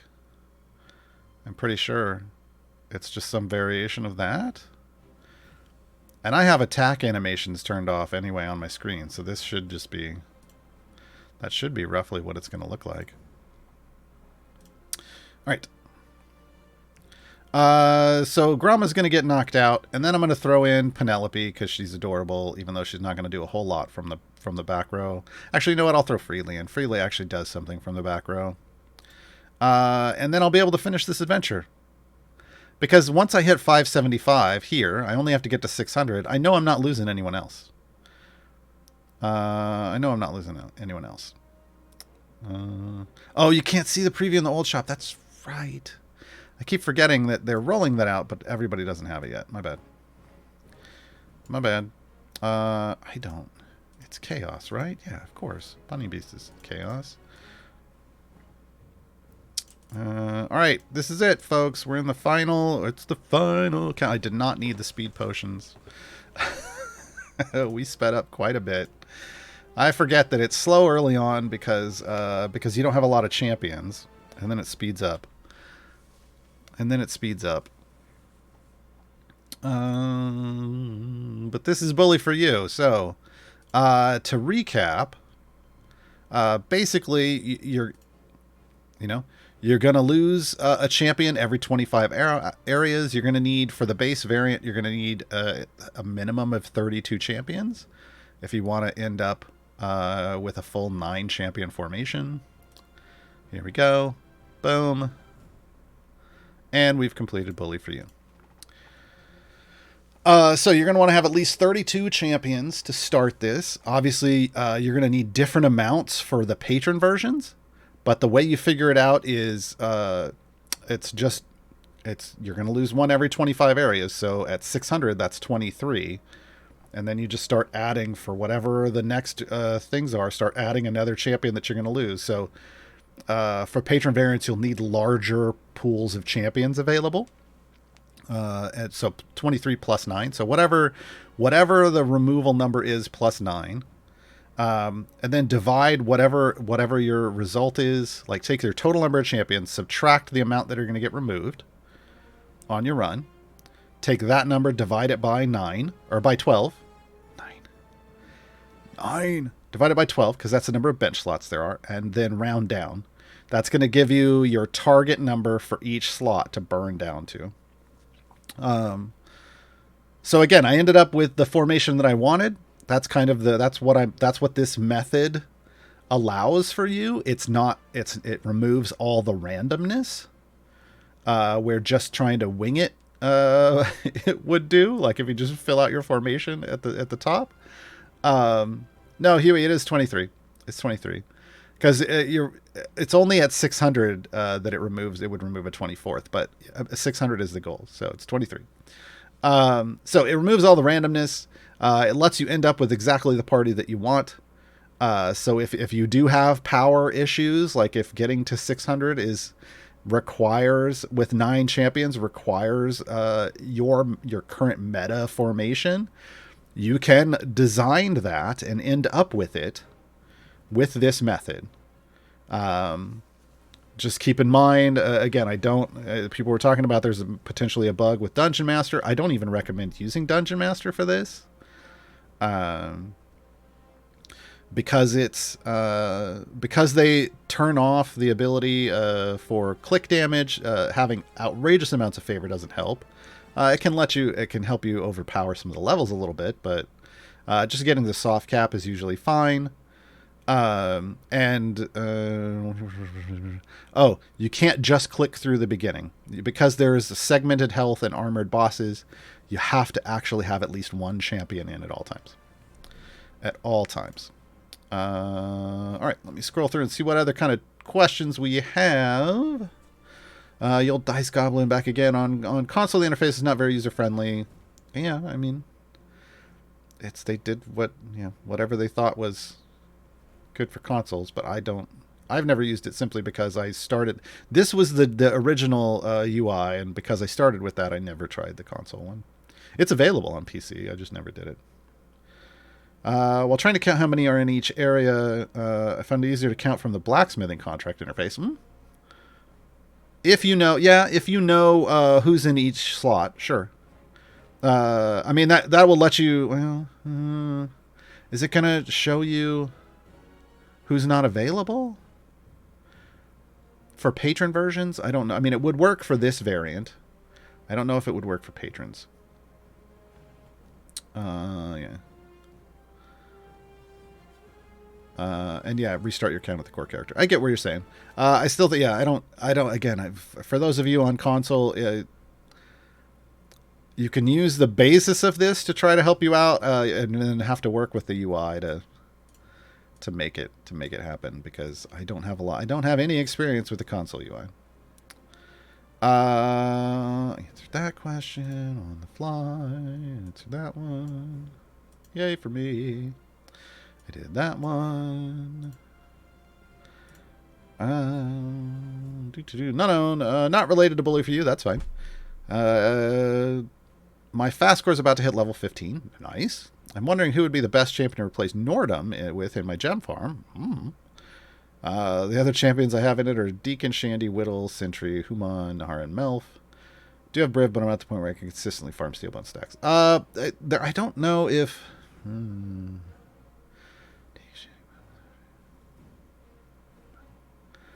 I mean, I think if you're not putting Nordum in... I mean, honestly, I would just kind of leave Nordum in. I don't know that it matters at that point until there's another speed champion that you would slot in there. For gem farming, Melf, I mean, you already have Melf in. Yeah, I don't know that it really matters. If they ever put that, if they ever get us a feat for Havilar to always have her imps, like her first set of imps out, Javi would go in if she's not in already. But I just leave mine, my generic one for Mad Wizard, I just leave in Nordum because they're going to keep adding Modron cores.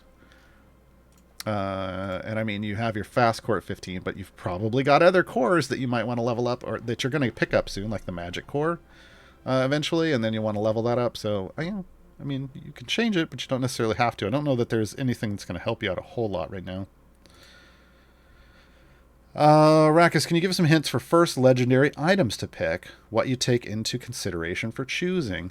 As I showed yesterday, I took some unorthodox DPS options. One wasn't even a DPS option, but I had my Gromma in Swamp Spec doing Bud over E300, which I don't think anybody would expect out of Gromma.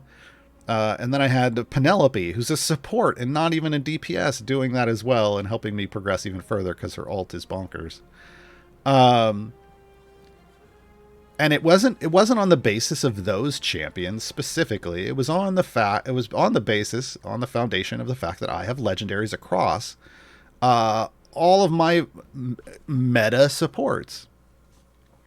So the supports are strong, but then also the legendary items adds extra boost to that.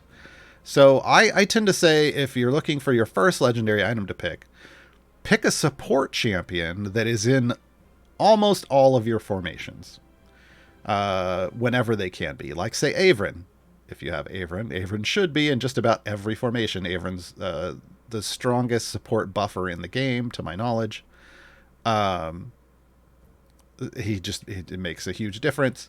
So having I went through, as you can see on my screen, you'll see a lot of these champions that I consider these strong meta supports. All have 2 legendary items on them. That's what I worked up through. Now I'm going through and just putting 1 or 2 on all my other kind of backup ones. I'm not even trying to aim for 6 on the core, because I just want it spread out for being able to have that power in patron stuff.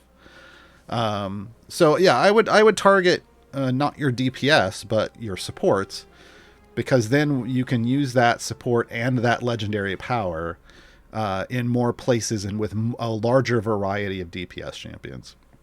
I even got an Iraq DPS over E300 Bud, which was shocking to me. Not as shocking as Gromma, but as Gromma and Swamp Spec, but still. Brandon Keiko, I only have 2 to 5 champs in each slot. If I wanted to completely burn through a bench slot, how would I go about it? You would only be able to do that for 1 or 2 at the start. That's not the best idea. Unless you don't have, if you don't have 32 total champions, you would have to burn through a complete bench slot at the start when you only have 1 champion out, and just have it remove until there's none, and then do that again. The problem there is you're going to hit a point where, yeah, I mean, you could do it, but I would only ever recommend that if you have less than 32 champions and you're trying to do the bully for you. And it can only happen at the beginning. It could only happen in those first 100 or so areas when you only have 1 champion out. Otherwise, it's just not gonna function. Yeah. So just do your total. If it turns out that 1 is your target number because you have 32 exact, then in that slot with 2, if one of those champions is the one you want, well, it's real quick. You just burn one of the champions out, and then the other one's good to go for the rest of the adventure. And know that you don't always have to put that permanent one in right away. I do, because it's easier for me to remember, but yeah. It's just the general methodology of doing the math should help you plan ahead. Should help you plan ahead for this. I'm just going to keep this on this 600 with the victory screen up, because why not? Riffraff, do you reforge when you get undesirable legendary forgings? I do not. The reason for that is it costs you the same amount as forging originally. For now, I chalk it up to bad luck. And I go put a legendary somewhere else. When I get to the point where I have them, where I have 6 on, like, where I get everybody to have 6 legendaries, then I will go, oh, hey, these are some subpar legendaries and I should fix that. And then I'll start re-rolling. We are nowhere near that point in this game. We do not earn enough scales for me to ever get to a point where I'm going to reforge something. I would rather just create a new... If it was a bad legendary on that champion, I would just add a new legendary on a different item slot, frankly. Because, again, I'm nowhere near putting 6 on all of them. If you got to 6 and you had a bad one, you could reforge, I guess. But, I mean, that's the only time you would do it. I just don't. I personally spread my power out so that I can do shenaniganry like Gromma DPS instead of going all in on one. When they redo... when they finally get around to redoing Trials of Mount Tiamat, that advice may change, right? I don't know. Emperor, who did you choose for A Tale of Two Champions? Any particular recommendations? So, the important thing to remember about Tale of Two Champions, this is an adventure in... Oh, I can't even access that because we're on this. Tale of Two Champions, the restriction for that variant specifically says you can only have 2 champions on the field at any given time. So what you do there is it's not about building an actual formation to push with. Not with the champion power. It's about having a lot of favor and clicking through it. Now, one of the ways that you can help yourself with this is you don't just have to rely on pure favor. It is Baldur's Gate. It is hard to get lots of favor there. So what you do is you start your run with 2 gold find champions. So I like Jarlaxle and then somebody else that just gives you flat, whoever your second biggest flat gold find boost champion is. So not like Crawl that needs stacks or whatever, because you're going to be killing instantly. Somebody else that just does a lot, gives you a lot of boost to gold find. You could just, if you don't have a lot of options, you could run Jarlaxle and Dritzt, because Dritzt triggers another boost for Jarlaxle, and then Dritzt also has some of his old gold find. So maybe you start off with those, and the idea is you put a familiar on the field, you put 1 on click damage, and you're killing with click damage. And the gold find is there to help you earn more gold to level up your click damage. This would be a good time to use a bunch of gold find potions. You don't worry about, you wouldn't use any other potion except potentially maybe health potions later on. But gold find potions are the key there. And then you just level up and click as far as you can. At some point, you're going to get to a point where the enemies, I put my champions in the back to give as much screen travel time as possible to kill the enemies. They're going to get to these champions and they're going to kill one of them. At that point, you need to put a semi-tanky champion up front. But I recommend a debuffer. For this, use Gromma. Gromma in Arctic spec is the one I usually recommend if you have Gromma.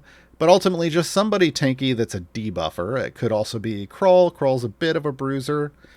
So ultimately, what you're getting here is you want a debuff for this second phase of your progress. So you want to mix a debuffer with a gold find champion.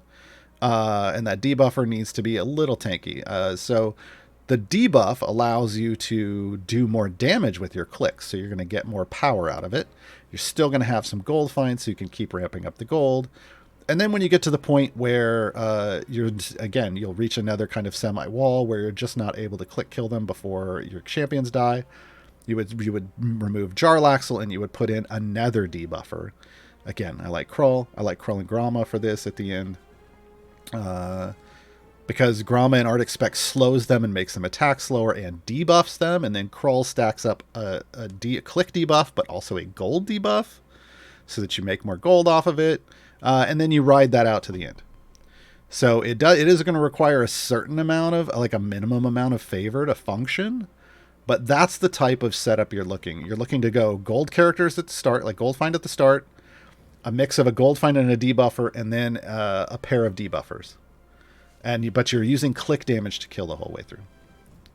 This is how the click debuff in-game strategy started to become popular in Idle Champions, was because people realized, oh, you can actually just use clicking to progress after you have a certain amount of favor, because it continues to scale infinite. Click damage scales infinitely, whereas champions stop at their soft cap.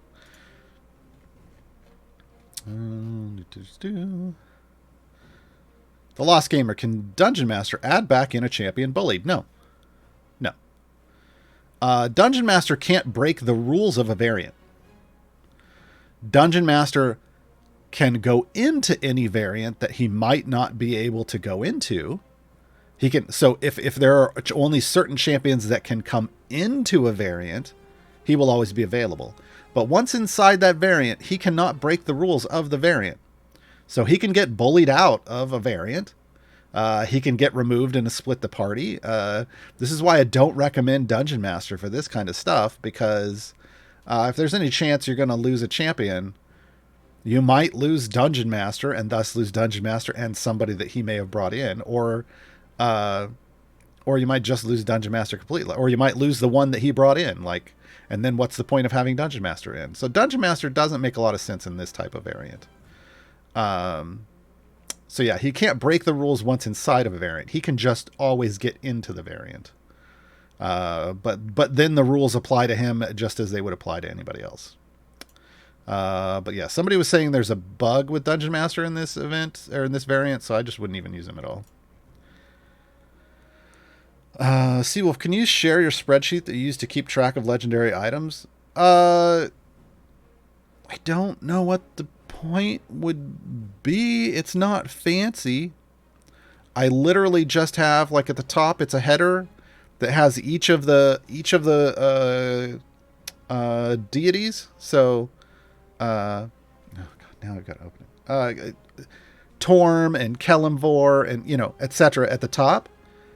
And then just underneath that, I list the as I put a legendary in a champion, I just put their name and the level of the item, and the level of the legendary level of the item, in the right column, so that I know how many people have used a certain type of favor and what levels their items are, so that I can decide where I'm going to go do deep favor farms next. That's it. That's all it looks like. I do have a little box that shows the breakdowns of the levels of the favor levels you need to upgrade your legendaries. That part will end up in my updated guide to legendary items at some point whenever I update that guide. It's just low-hanging fruit at the moment, because or low priority, not low-hanging fruit. It's low priority update because Trials is just so, I guess, low priority for them to fix. I think all of their efforts have really gone into trying to fix background progress, and I think that's probably been preventing them from doing just about anything else in this game. The good news there is they did state on Dev Insights this week that the new updated, fully rewritten version from the ground up of background/offline progress should be in internal testing soon. It's been just being coded this whole time. And it should be merged into an internal testing branch soon, so they can start knocking out the major bugs. And that's a good milestone, because, yeah, they should have a lot more information once they can start doing that and be able to somewhat estimate how good a job they did. And maybe even estimate how soon we might see it in, maybe if they do a player beta test. No. I thought the spreadsheet was something different. Yeah, no, it's super simple. I try to keep spreadsheets as simple as possible when I'm tracking stuff. It's not always, doesn't always work, but for Idle Champions, it works. It's not like it doesn't. I'm not tracking power or anything, outrageous like that. It's just, hey, who do I have and whose favor do they need, so that I don't have to flip through that horrible interface every time. What do I get? Next Pack-a-score? Just started playing this game, got my first familiar. Hey, Mage Hand. I'm assuming. Should I save gems to purchase more or use gems for chests? Buying the Mage Hand familiar is usually step one. I think the first thing you should ever buy in this game with gems is the Mage Hand familiar. So if that's what you got, yay. If not, go buy the Mage Hand familiar. It's 250 gems. After that, you need to get some gear across your champions, so you'll want to buy silver chests right away when you're brand new. Buy silver chests. I recommend buying silver chests until all of those core and evergreen champions, like the starter ones, not the event ones that you have at least green gear or higher. So there shouldn't be any empty slots and there shouldn't be any whites showing on those first starter champions. And then you start buying gold chests. Along the way, if you're doing a lot of work and you're progressing just fine and you look down and you happen to have enough gems to just go ahead and outright buy a familiar, if you've already got it, use it. But generally speaking, you want to be spending those gems on chests, because chests are power. They're power for your champions, but they also include consumables that can help you get through hard variants, or that you can use in events to get yourself better gear. So after that first one, it's kind of like, well, if you have it, drop it, but generally you should be spending your gems as you earn them on chests. On gold chests. At least until the point where you have like blue, at minimum blue gear on all your core champions. Then you can start making some different decisions. But the cost of familiar starts ramping up real fast. And it's hard to validate. It's hard to argue for choosing a quality of life feature over more power to help you complete stuff. I have empty spots and whites, few greens. Yeah, so buy silver chests right now. Every time you finish, or every time you get towards the end of a run, or if you see how many gems you've earned on that run, buy some silver chests, open them, see if it helps you push a little further, and then reset and do a new run. Ellie 1973. What character would you recommend for C12, as I only have Archon at the moment?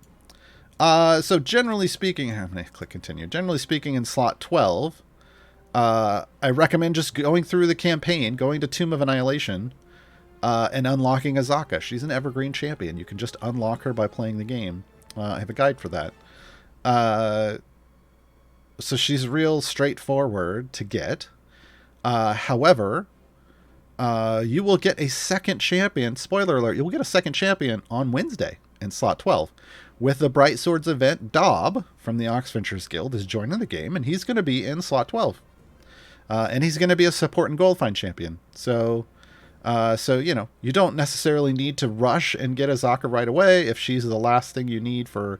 If you're already there and you can grab her, sure. And you are going to want to get her eventually. She is a very helpful champion for a very specific type of manipulative play to get gold find. But you will just naturally, if you do the event starting on Wednesday, you will get a slot 12 champion because one's arriving. Wednesday, the champion's coming back. Wolfgar is not going to be in the event. He's a time gate champion. Turiel, not going to be in the event. Time gate champion. Lazaps is going to be returning. The Goblin Artificer. Lazaps, we saw Lazaps for a little bit today. Lazaps is slot 9. I'm like, which backward math? Also to call it subtraction. Slot 9. And then Corazon. Corazon right here, slot 8. Friend to Dob. And then slot 12, Dob will be over here. Dob will be over here. Back-to-back events, generally, yes. Yes, back-to-back events because we're coming up on the 5th anniversary of Idle Champions. That's right in the beginning of September. I think it's September 7th. September 7th is the 5th anniversary of Idle Champions. So they're going to do some back-to-back events so that they can free up patch time for for a meta celebration and who knows what else. We are in the fall of Idle Champions. Every fall we get a new campaign. So within the next month, we should have something over here beneath Wild Beyond the Witchlight. Spelljammer. They haven't officially announced. CNE hasn't officially said Spelljammer is our next campaign. I don't know why. But every year, the campaign that gets added to this is always the fall campaign book from Wizards of the Coast. The fall campaign book from Wizards of the Coast is Spelljammer, Adventures in Space. Pack Tactics went from a Wild Beyond the Witchlight comic to a Spelljammer comic this week, if you didn't notice. Spelljammer confirmed, folks. Come on. Spelljammer confirmed. I don't know why they're not just saying Spelljammer confirmed. But that literally should be the next campaign coming to Idle Champions. And if you watched oh no, I'm not going to spoil next year's. Everybody else you can figure out. I've told you how to figure out what next year's is. All right, folks, that's going to be it. Thank you for joining me for Gaarawarr's Guide to Bully for You. My voice is a little sad, so we're going to take an hour off. But then I'm going to be streaming on my channel, right down there, twitch.tv/Gaarawarr, spelled like it sounds. On Saturdays, we play Final Fantasy. We just finished Final Fantasy II last Saturday. We're going to be starting Final Fantasy III. These are the Pixel remasters. So, yeah. Oh, and yeah, the weekend buff is the Spelljammer confirmed weekend, folks. It's almost like they're trying to tell you. Spelljammer confirmed. They just haven't come out and said it yet. All right. Thanks, Martin, for moderating and producing behind the scenes. Thanks all of you for showing up. This VOD will go up on the YouTube probably next week if you need help. And just remember, this methodology can be used for all the patron variants. I did all the patron variants with this same method, so I think this should be a lot easier for you, I hope. We're going out with a song for someone that appears in the Wild Beyond the Witchlight campaign. War Duke!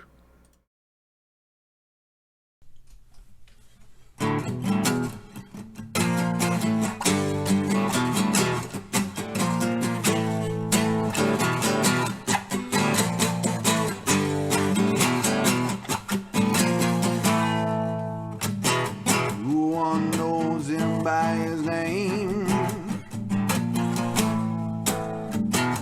only by his sort of fame. Red eyes glowing in the dark. No, he'll never miss his mark. Winged helm of darkness blazing in the night. Nightmare sleep beneath him, yearning for a fight. It's War Duke, watch out, he's coming for you. It's War Duke, no doubt he'll split you in two. It's War Duke, you fool, they paid him with gold. It's War Duke, so cruel, your life has been sold. War Duke.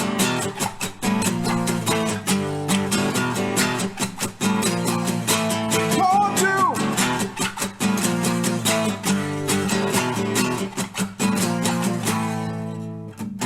Who never seen his face?